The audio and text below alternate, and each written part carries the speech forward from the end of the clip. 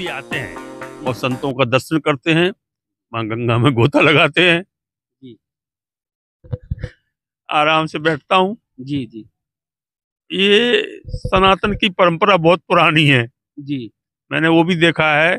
जब यहाँ 12 खालसे लगते थे, जी मात्र 12 खालसे मात्र 12 खालसे लगते थे। सनातन से ही सब निकले हैं, जी जी जितने भी हैं धर्म सनातन से ही निकले हैं। लेकिन सनातन को हटाने के लिए बहुत प्रयत्न किया। आदि गुरु शंकराचार्य ने जगह जगह मठ बना करके इसका धर्म प्रचार किया, इसको बढ़ावा दिया। इसके बाद स्वामी विवेकानंद हुए, बहुत संत हुए। अभी भी बहुत अच्छे अच्छे संत हैं जो इसकी व्याख्या करते हैं, रक्षा करते हैं, धर्म की रक्षा करते हैं।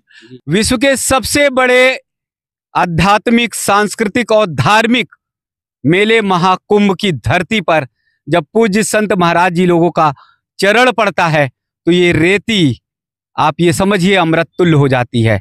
यहाँ का जो स्थल है वो एकदम अमृत तुल्य हो जाता है। हजारों पूज्य संत महाराज जी देश भर के कोने कोने से इस मेले स्थल पर महाकुंभ में आ रहे हैं। और इस बार 2025 का जो महाकुंभ है वो महाकुंभ सनातन की विजय पताका को फहराने वाला है, सनातन को सबसे शीर्ष पर ले जाने वाला है। तो देखिए पूरा मेला परिसर है ये, जहां पर हर तरफ आपको पूज्य संत महाराज जी लोगों की कुटिया दिखाई देगी।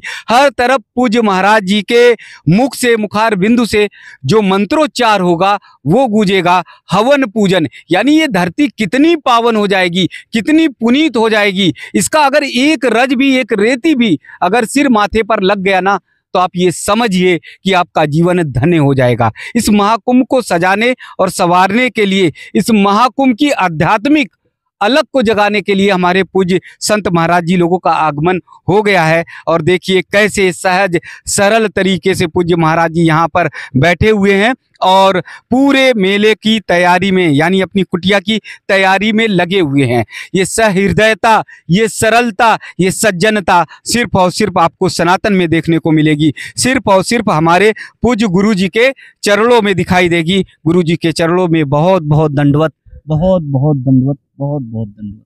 हमारा बहुत बड़ा सौभाग्य है कि पूज्य संत महाराज जी के पास में, सानिध्य में, इस रेती पे बैठने का अवसर मिल रहा है।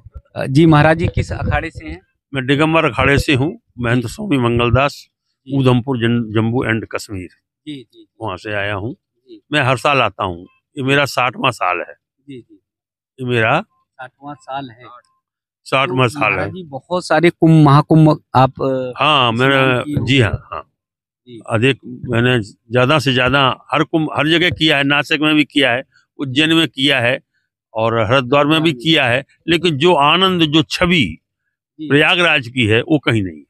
मतलब जी इस रेती में जो आनंद, और वो कहीं नहीं, कहीं नहीं। हाँ, कहीं कोई छवि नहीं है। यहाँ पर जैसे ही कार्तिक का महीना खत्म होता है और अगहन का महीना प्रारंभ होता है, जैसे अपने आप उल्लास हो जाता है। हाँ, मेरा 76 साल की उम्र है मेरी जी। 76 साल की उम्र है। मैं 15 साल से यहाँ आता हूँ जी जी। 15 साल की उम्र से आता हूँ मैं, आते हैं वो। हाँ जी।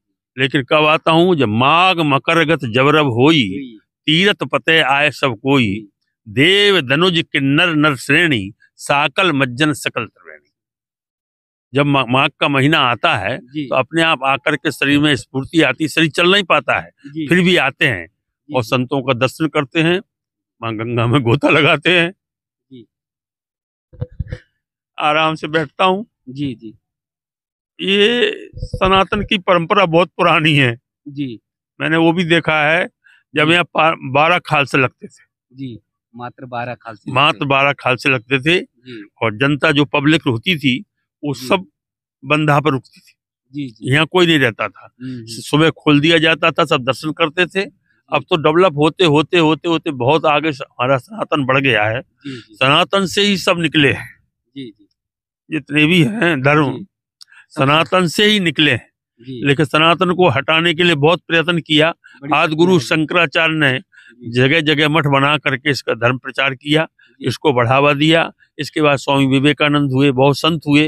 अभी भी बहुत अच्छे अच्छे संत हैं जो इसकी व्याख्या करते हैं, रक्षा करते हैं, धर्म की रक्षा करते हैं। धर्म ही हमारा मुख्य है, सनातन धर्म से बढ़ के और कोई धर्म नहीं है। इसीलिए हम लोग हर माघ के महीने में 1 महीने के लिए, 1.5 महीने के लिए हम लोग यहाँ आते हैं, अपना प्रसाद बनाते हैं, जनता को खिलाते हैं। लेकिन ये भी है कि रामानंदाचार्य महाराज के शिष्य वैष्णव जितने भी हैं वो ही इस काम को संभाल सकते हैं, वही संभाल सकते हैं। क्योंकि खाक चौक के अलावा इतना कहीं भंडारा व्यवस्था, सारी व्यवस्था और कहीं नहीं होती है। खाक चौक एक ऐसा है, जान है ये मेला की, खाक महाकुंभ की भी और माघ मेला की भी, ये दोनों जान है। इसलिए बहुत सदियों से, सनातन से, आदिकाल से चला आ रहा है। इसीलिए जब इसके बाद जब स्नान करके फिर अपने अपने आश्रम के लिए, याज्ञवल्क्य जी कहते हैं कि फिर अपने अपने आश्रम के लिए सब महात्मा लोग फिर प्रस्थान कर जाते हैं। लेकिन गंगा पूजन के बाद जाते हैं। हमारे यहाँ के और तो अखाड़े चले जाएंगे, जितने अखाड़े हैं बसंत नहा करके चले जाते हैं। लेकिन खाक चौक जो है वो नहीं जाता है। वो पूर्णमासी करके कोई वो क्या कहते हैं, शिवरात्रि भी करते हैं।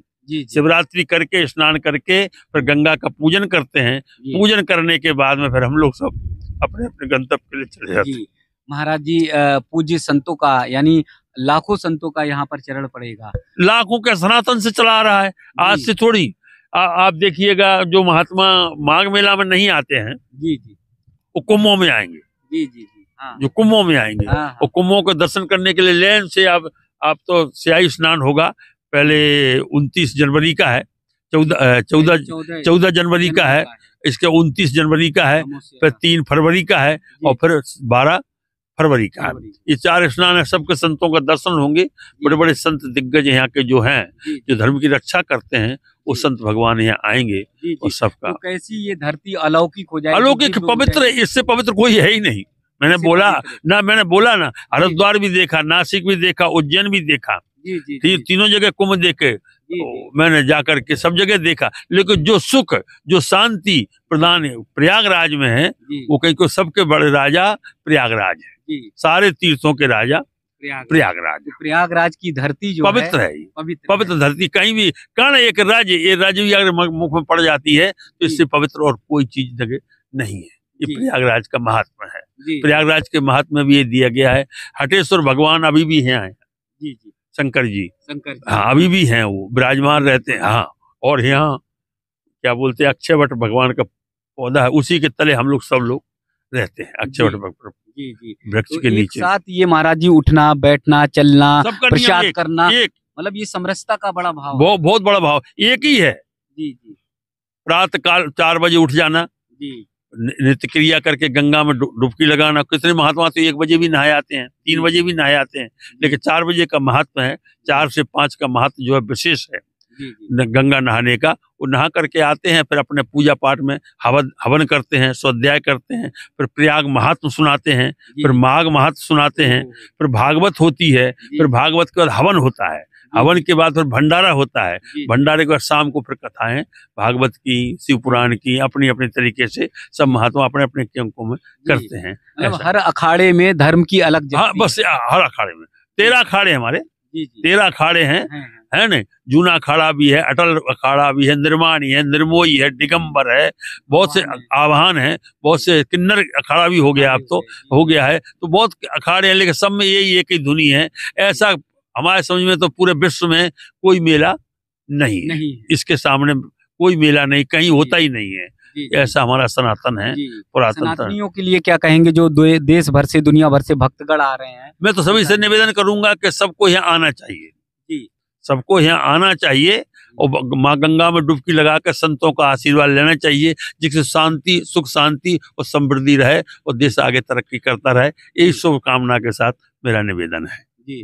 पूज्य महाराज जी ने निवेदन किया है सभी सनातनियों से कि आप अगर सुख शांति चाहते हैं, सनातन की विजय पताका पूरी दुनिया तक फहराना चाहते हैं, तो आप सब माघ मेले में आइए, महाकुंभ में आइए और दर्शन करिए। देखिए ना कैसे ठाठ से पूज्य महाराज जी बैठे हुए हैं, चारों तरफ सिर्फ और सिर्फ रज ही रज, रेती ही रेत दिखाई दे रही है। इसी रज में, इसी रेती में पूज्य महाराज जी हवन पूजन साधना करेंगे और साथ ही साथ इसी रज में पूज्य महाराज जी विश्राम भी करेंगे। तो ये धरती कितनी पावन हो जाएगी। ये जो रज है, रेती जो है, ये गंगा जी के तीरे की वो अमृत तुल्य हो जाएगी। हमारा सौभाग्य है कि हमारे सिर माथे इस रेती का वंदन और नमन हम कर रहे हैं। आप लोग अगर अपने जीवन को धन्य बनाना चाहते हैं तो संवाद टीवी ने जो बोले, पूज्य महाराज जी ने हमारे वाक्य को पूरा कर दिया। सबको आमंत्रित किया हुआ है, सभी लोग आइए और सभी लोग जो है दर्शन करिए ऐसे महान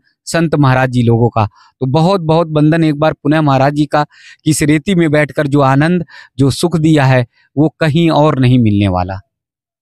सीताराम वंदना, राधे श्याम वंदना, अंजना के नंदना की बार बार वंदना। गंगा की वंदना, जमुना की वंदना, सरजू महारानी की बार बार वंदना। मात चरण वंदना, पिता चरण वंदना, संतों के चरणों की बार बार वंदना। संतों के चरणों की बार बार वंदना।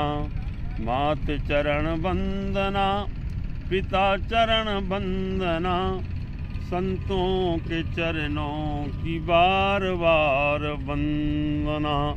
संतों के चरणों की बार बार